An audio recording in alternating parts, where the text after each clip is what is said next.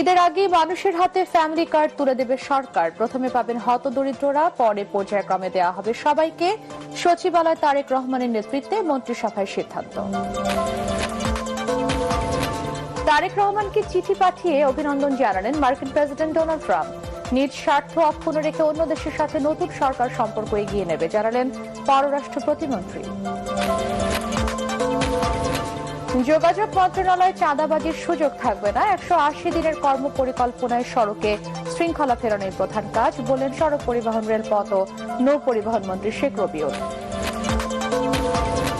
গণমাধ্যমে ফ্যাসিবাদের খড়গ নেমে এসেছে। ক্ষোভ প্রধান বিরোধী দলীয় নেতা ডাক্তার শফিকুর রহমানের। গণভোট বাতিল করা হলে নতুন সরকার বৈধতা হারাবে মনে করেন নাহিদ।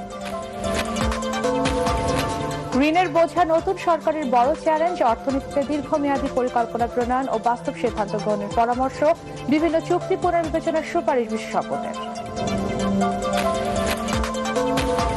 এবং রহমতের পয়গাম নিয়ে পবিত্র রমজান শুরু। সরকারি অফিস আদালতে নতুন সময়সূচি, জমজমাট ইফতার বাজার, অতিরিক্ত মুনাফার বিষয়ে সতর্ক বার্তা দিলেন ইসলামী চিন্তাবিদরা।